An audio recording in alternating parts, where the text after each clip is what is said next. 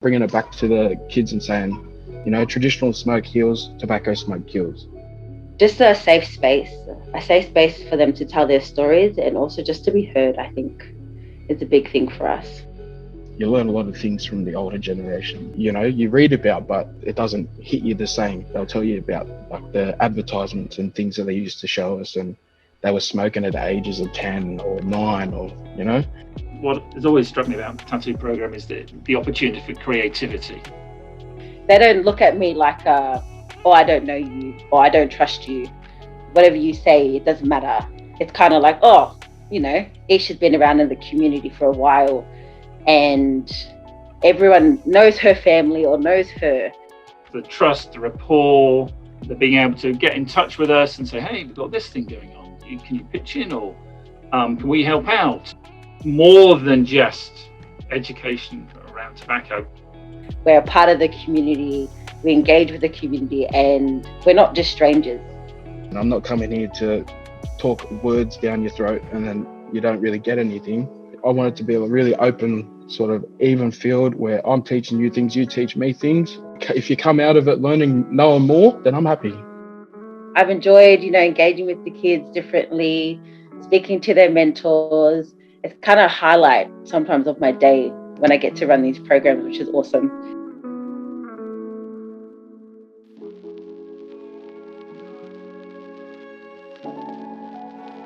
Welcome to Chasing Clouds, a Quo podcast series produced in collaboration with the Prince of Wales Hospital Foundation and the Head and Neck Cancer Foundation. I'm Ali, Editor-in-Chief at the Quo, and your host for this series. Chasing Clouds is an evidence-based exploration into the social and public health impact of vaping and e-cigarettes in contemporary Australia. We aim to remain neutral because we're not funded by the vaping industry or big tobacco. In this episode, we learn about the Talking About Tobacco Use program, TATU, which is run through the National Centre of Indigenous Excellence in Redfern. TATU is one of 40 tackling Indigenous smoking teams across Australia. It covers the Central and East Sydney Primary Health Network area, from the harbour down to the Sutherland Shire, which is home to 17,000 First Nations people. TATU runs workshops with school students, youth groups, and partners with organisations and workplaces to create ambassadors and co-develop smoke-free environments and events. TATU manager Stephen Davis on what the TATU program is all about. So what lies at the heart of the TATU program? I think it's all about the TATU program being part of the community which it serves and being an important part, not just in a tobacco education realm, but also being reliable and called upon to pitch in with other community events, drawing, our team are from community and being part of community. So we don't bod in and bod out. We get up to all sorts of things together. The trust, the rapport, the being able to get in touch with us and say, hey, we've got this thing going on. Can you pitch in, or can we help out, or stuff like that. So more than just education around tobacco, but of course that education around tobacco is fundamentally what we do, evidence-based facts, maintaining the credibility of our program through our education for our team, and then imparting that onto community. And all smokers started as teenagers, and I think people forget that. Everyone started as a teenager. It's adults who are trying to quit tobacco or vaping. Providing the education that we do around tobacco use and being able to challenge tobacco advertising of old, which doesn't apply anymore, but it was certainly something that the teenagers that we talked to, their grandparents and their parents were exposed to. I think they're always amazed to see what they were actually exposed to by the tobacco industry. TATU program facilitator Maya Dowd comes from the local community and sees working with young people as a mutual exchange. I've grew up the same way as most of these kids grew up. Like I went to Wanambiri, which is the local preschool in Alex Park, Alexandria. And that's right near where our base of operations is, really close to our work. And then later on in my primary school years, I got kicked out of there, and I ended up going to around the Matraville, La Perouse area. So I know a lot of like Indigenous people in the community, and it helps with work because it's like I'm at that point when I'm an adult now and I'm talking to their teachers, and their teachers are my friends, or their teachers like one of my cousins. They realize that I'm not that healthy Harold person. I'm not coming here to talk words down your throat and then you don't really get anything. I want it to be a really open, sort of even field where I'm teaching you things, you teach me things. If you come out of it learning, knowing more, then I'm happy. TATU Program Coordinator Aisha Flood on how growing up with the community she works with builds trust and rapport with youth. Because I've obviously grown up in Redfern, Waterloo pretty much my whole life, and going down to, not to Warrnambool, but I went to Alex Park. That was pretty much my primary to high school area. I grew up with pretty much the whole community in Redfern, Waterloo, which was awesome. But then, those people that were in my year were having kids, and I was actually one of those students that had a kid at the age of 15. So my daughter now is 12, and she hangs out with all the kids that we actually do programs with, that we run our workshops. And it's kind of awesome because they come up to me and they're just like, are you Leilani's mum, which is my daughter's name? And I was like, yes. And they're like, oh, you look like her sister. They don't look at me like, oh, I don't know you, or I don't trust you. Whatever you say, it doesn't matter. It's kind of like, oh, Aisha's been around in the community for a while and everyone knows her family or knows her. So I think that's the same thing that with me and Maya, is that we have that connection with the community, and it makes it so much easier to just get along with everyone. Among Indigenous Australians, smoking is the most preventable cause of ill health and early death. Tobacco use through traditional smoking is declining in Australia, but remains disproportionately high among Indigenous Australians. According to the Australian Institute of Health and Welfare, the proportion of Indigenous Australians over 18 and not living in remote areas who were smoking declined from 54.5% in 1994 to 36.9% in 2018-19. But the proportion of Indigenous smokers in remote areas rose slightly, from 54.3% to 59.3%. Despite an overall decline, the gap between non-Indigenous smoking rates and Indigenous smoking rates has remained stable. The National Coordinator for the Tackling Indigenous Smoking program, Professor Tom Calmer, believes that mainstream messaging hasn't reached Indigenous people. According to Professor Calmer, messages are most effective when they are self-generated, culturally appropriate, orally communicated, and focus on family and relationships. TATU Program Facilitator Maya on how the TATU workshops have evolved. There's been a very big change in our workshops and our content. Previously, sort of Indigenous health it was more of a one-on-one sort of conversational thing, whereas now it's moved to population health, where it's how can we reach the biggest group of Indigenous people or the biggest population of people as best as we can. I'd say a really big thing that we've worked on now, TATU as we are now, is really reintroducing that idea of breaking away from using false information or trying to use that medical information and make it apply to their lives like holistically. Going where the silence is. The Quo. An independent media publisher in control of our own agenda. We hold the powerful to account and are accessible to everyone. To support us, head to thequo.com.au and our socials using the handle @thequoAU.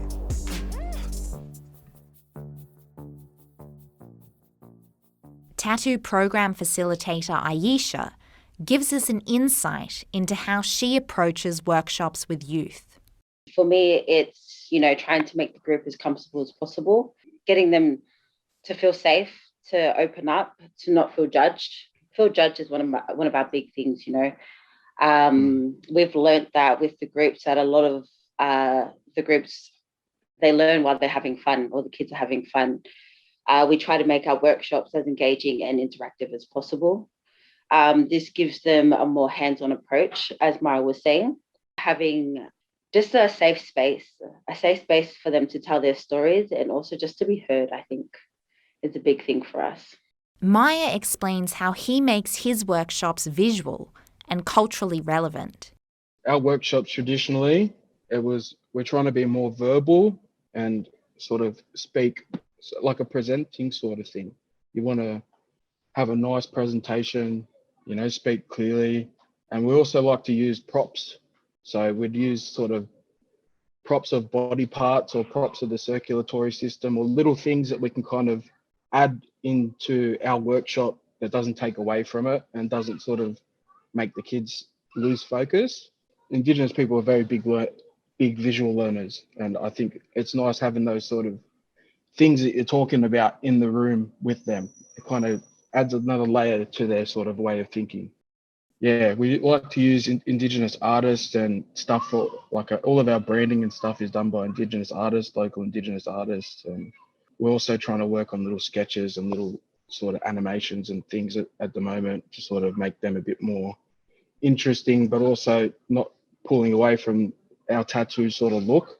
Sort of bringing it back to that idea that the respiratory system is very important, especially for Indigenous people, and smoking does a lot of damage to it. And it's bringing it back to that cultural idea that traditionally Indigenous people, smoking is a form of healing, whereas smoking in a sort of non-Indigenous version of it or something would be like tobacco cigarette or cigarette smoke. So just bringing that idea full circle and bringing it back to the kids and saying, you know, traditional smoke heals, tobacco smoke kills. TATU mainly delivers workshops to primary and high school aged children, but young adults and elders are also included. Aisha on why elders are drawn to the TATU program. I think what I've kind of run into or learned over the past couple of months is that with some of the elders that I've spoken to, it's more of them, yes, it is a struggle for them to quit. Yes, they are trying to find easier ways and better ways to make it easier for themselves. But the main reason why we speak to them and they come to us would be to get information to share with their grandkids. I guess we learn, they tell us their stories and what they've endured, through their lifetime. And it's just amazing to hear some of their stories and what they've been through, and, you know, how tobacco was pretty much given as currency back in the days. You know, it wasn't a bad thing to smoke. It was a good thing to smoke. Clouded History is a documentary associated with the National Centre of Indigenous Excellence that is used as an educational tool in tattoo workshops.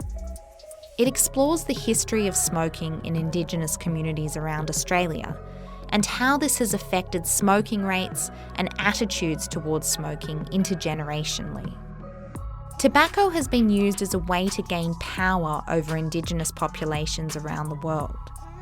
Knowing how highly addictive tobacco is, colonisers made local communities dependent upon the commodity to continue their everyday life. Australian Indigenous communities were exploited through hard labour on sugar farms, roads and railways, and were paid in tobacco instead of money. TATU program facilitator Maya explains how this history affects the present. The Macassans kind of introduced tobacco to Indigenous people around in the Arnhem Land, and it was kind of seen as a peaceful, like it was a respectful thing. And then they left, and then settlers came, and then they had, colonization and whatnot. And then they would use the Indigenous people, they would work 12-hour days, maybe 6 days a week of hard labor. And this is out in farms, and they were paid in rations. So they weren't paid with money, they were paid with tea, I think it's tea, sugar, tobacco and flour. So that's the start of it's the second start of the relationship between Indigenous people and tobacco. But you can kind of see that that's happening so far back. That was back around when these older people, were younger. And if they're growing up with these influences, that's how it was introduced to them, then obviously their views are going to be very different compared to kids now. I think it's a cool way to learn as well. You learn a lot of things from the older generation. They tell you stuff that you read about, but it doesn't hit you the same. They'll tell you about like the advertisements and things that they used to show us, and they were smoking at the ages of 10 or 9, or just crazy stuff like that. It's a lot different than workshops with kids, but it's good in its own way. School-aged young people now have a vastly different experience around tobacco use. Maya on the impact of their exposure to vapes and vaping.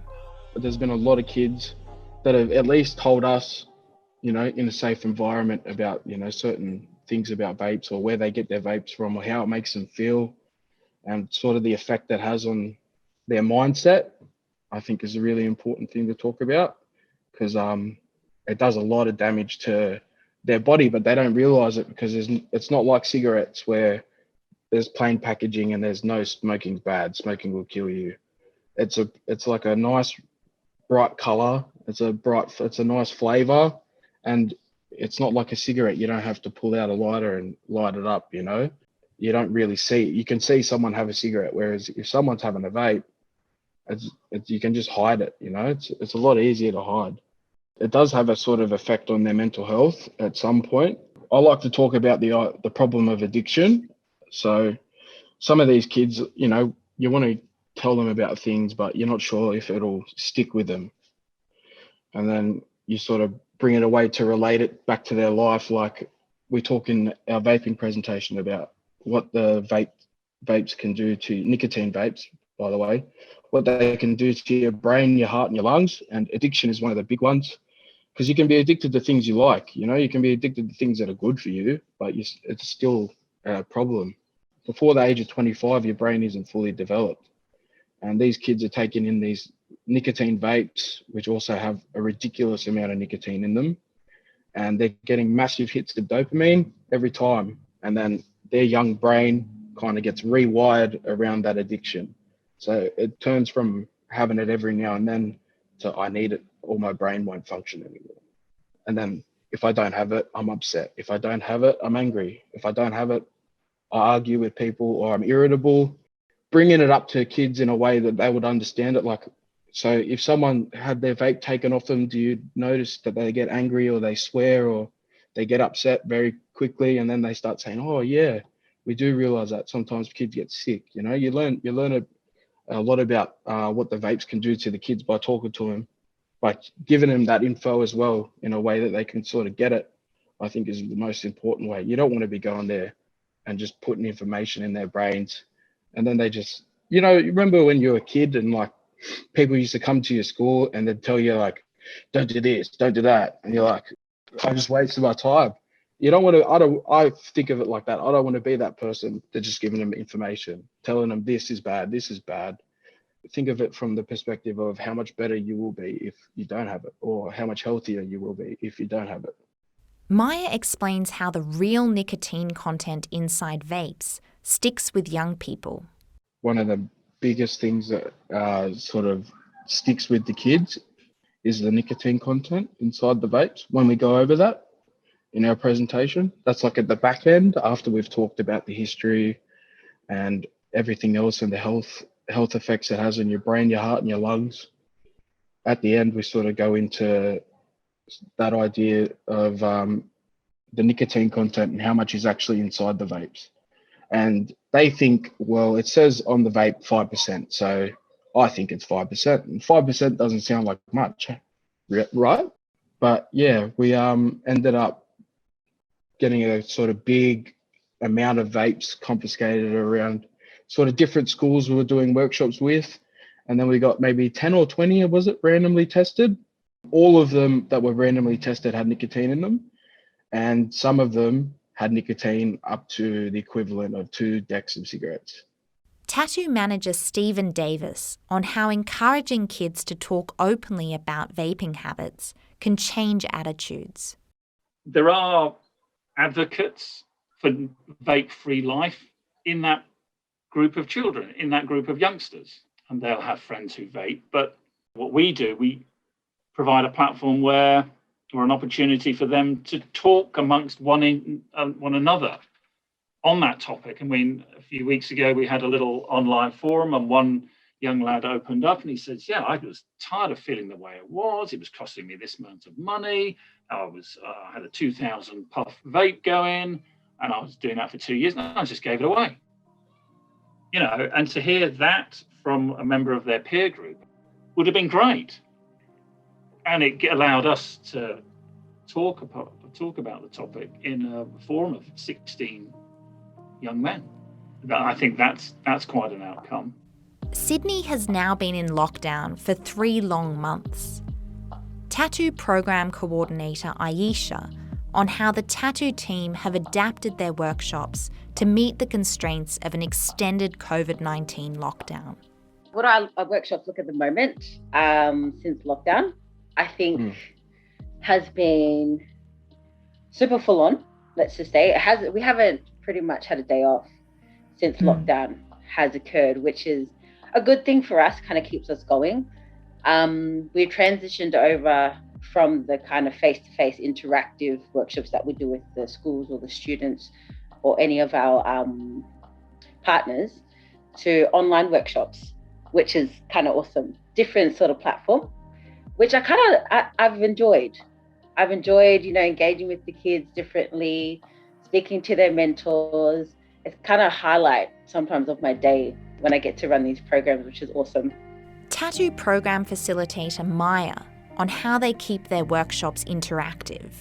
So we were thinking, how can we take these workshops that we do that are very personal and a very, it's a conversational thing, and how do we turn that into a workshop online that isn't too long and, will actually keep them engaged. The quiz is the thing we're using at the moment, which is like where we put all of our online lessons, and it's like a cool little thing where you can have a presentation, and the presentation kind of can go into quiz questions, or it can go into a video, and it's you break it up a bit. Like, it's not like you're just showing them a slideshow and then asking them questions after and seeing, asking them, oh yeah, did you learn anything? It's a really cool way of seeing like tangible results of how they're taking in the information. Aisha on why kids still love TATU's online workshops. They compare it to their regular classes, and their regular classes are, they say, quite boring, and it's more of the teacher speaking to them directly, and they're just like, sometimes you just get tired. You're sick of looking at a screen all day. You're not interacting. The teacher might ask you to read something out here and there, and that's about it. But they say, with the workshops that we deliver, it's hands-on still. We get them to the quizzes, like Maya was saying, and we've got their brains working, their fingers going on their phones. And we've also incorporated a fitness workout. Yeah, it's so much fun. So we get them to do a workshop first, and after that workshop, we get them to get up, let's go, let's get the body moving, and let's do a fitness workout. And they love it. Like, I think the last one we did was last week. I'm pretty sure it was last week. Yeah. And the kids jumped up, got into it. Their mentors got into it, which was so funny. Everyone's like having trouble breathing. It was so much fun. I quite enjoyed it. That was so good. Just to see the kids moving around and getting them active, which was great. Maya on whether TATU's success with youth education could be used as a blueprint for mainstream youth education around tobacco use. I mean, I'd really love it if there was a mainstream version of TATU. That's like a goal. That'd be like the coolest thing ever, Or like just having a sort of that education aspect, but I don't know if it could be like TATU, Like what make it TATU? Program Manager Stephen Davis on how much easier it is when recruiting someone from the local community for the TATU program. I mean, there's a big difference recruiting with the TATU team. If you recruit someone from community, they hit the ground running. Aisha was in fitness beforehand, and she grew up in community, and she joined the TATU team, and there wasn't a thing we had to teach Aisha at all. Yeah, because it takes time to build relationships. Program Facilitator Maya Dowd on what he wants the future to bring for TATU. So I think it'd be cool if we could do our online lessons and our normal lessons. Like we could be out in the community, away from our computers, and then we could do, a workshop or an event with someone. And then we can come back maybe to a group that's a bit further away from the Redfern area. We could do an online course with them, or we could do a workshop with them online. Whereas, I think there's more opportunity to do cool stuff now in terms of we can either do it in person or we have the online option now. Or there are other ways of thinking about how to teach them. That'll be a sort of key component of TATU as we move on into the future. Program Coordinator Aisha Flood on her vision for turning TATU into a movement. For me, I'd be trying to get as much community involved with the program as possible. Make it more of like a movement, pretty much, would be great. Getting our elders involved, but not only the elders, our mentors involved, just like every single part of the community just behind each other, trying to make a better space and a better environment, not only for themselves, but just for the kids, the up and growing generation. TATU is very small at the moment, let's say in Redfern, but with the people that we have around us, this could be something great. And I think this is only just the beginning for us to kind of push to make this bigger and better for our whole catchment. As Stephen was saying, there's over 17,500 Indigenous individuals within our catchment, and to make it just a small difference would be amazing. And I think we're taking those steps to then give our community the education they need to provide to everyone. So that's just awesome. That's what I want. That's our goal. That's my goal. Just how effective are Australia's mainstream e-cigarette youth education programs and public education campaigns around tobacco use? What is working and what isn't? In our final episode, we explore the history of Big Tobacco's involvement in the education space and unveil our vision for a vaping-specific online learning module in collaboration with the Prince of Wales Hospital Foundation and the Head and Neck Cancer Foundation.